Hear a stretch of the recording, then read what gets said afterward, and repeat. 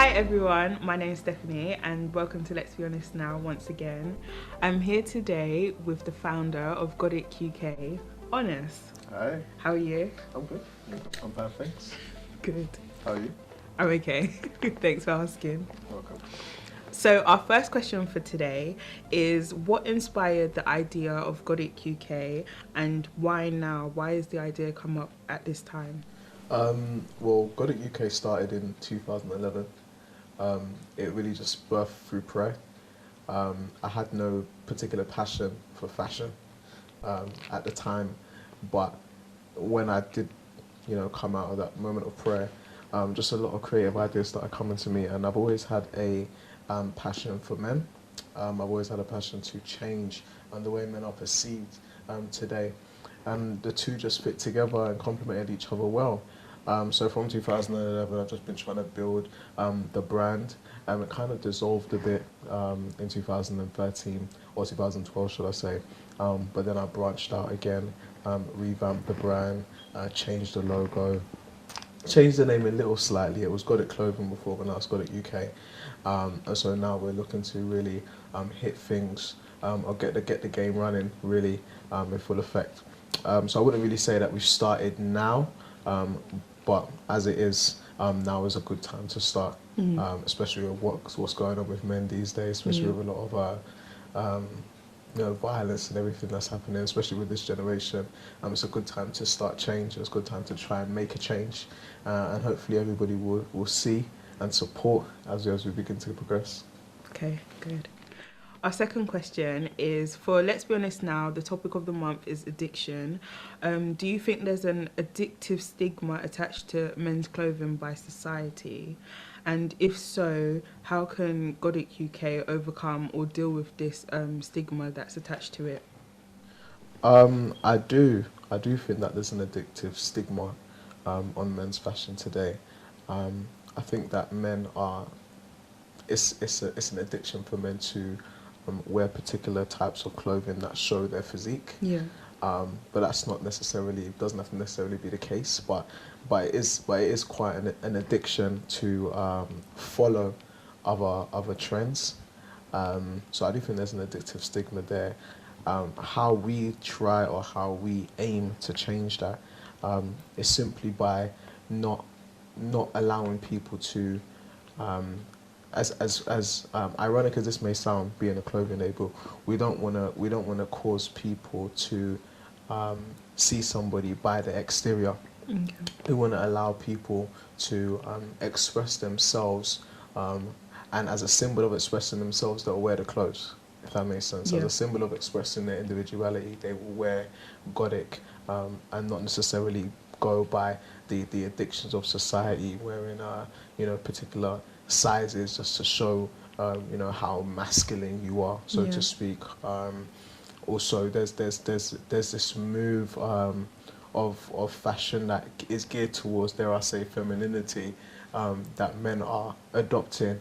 And it's not to say that the fashion trends are wrong, but it's becoming an addiction to deem it as right.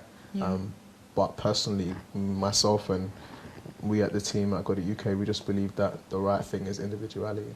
Okay, cool. Our last question is, Christ and clothing are things that we deal with daily.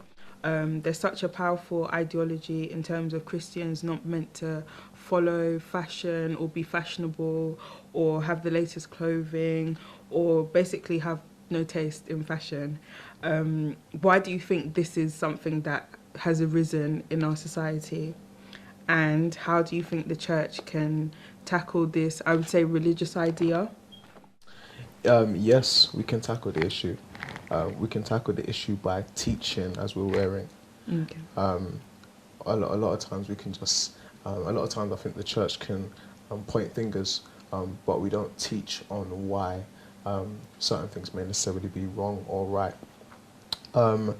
In regards to the way people dress, if I can kind of go at that angle, I mean, for example, you can have somebody wearing something that is fashionable or something that is classy, but it doesn't necessarily mean that they are of a certain way. It doesn't necessarily mean that they're a certain person. True. So we can always show ourselves. We can always show ourselves through what we wear. But what's more going to show who we are is what we say, what we think, what we understand. There's a scripture in the word that says, "When I was a child, I thought as a child, understood as a child, spake as a child. When I became a man, I put away childish things." Meaning that my way of being a man is by my understanding, by my speaking. And I just forgot what I just said now. My understanding, my speaking, and the way I think, I believe. So that's what's going to be more the distinctive factor for who you are. That's not to say that it shouldn't show in your clothes.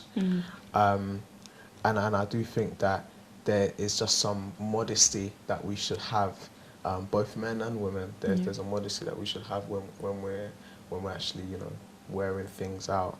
But nonetheless,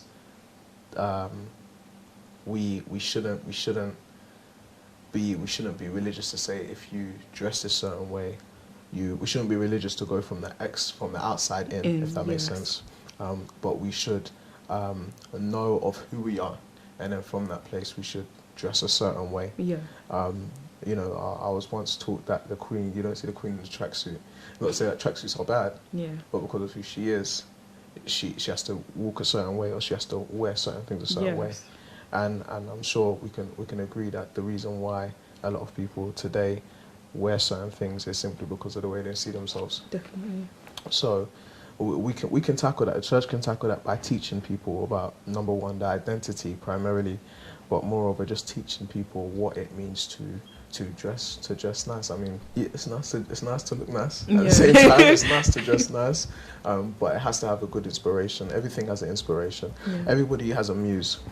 Just people that don't understand that there is a muse are just ignorant of the fact that they are being controlled by something. They are being governed by something, and so we have to make sure that we understand what we're governed by, and from that, you know, take the necessary actions to portray our I don't want to use a massive word, but our ambassadorship, so to speak. We want to dress a certain way to show where we're actually from, if that makes sense. So we can change that by teaching. I think the church can change that aspect of, you know, the Christian dresses like just plain and just all black. You can change that by just teaching where your clothes come from, or where your dress sense comes from. Okay, well, thank you, Honest, for joining us today on Let's Be Honest Now. And for everyone watching, I hope you've enjoyed the interview, and please do make sure you check out all the other videos on the website, all the blogs, all the testimonies, all the bloopers, things to make you laugh. Just make sure you enjoy and share with others. Bye.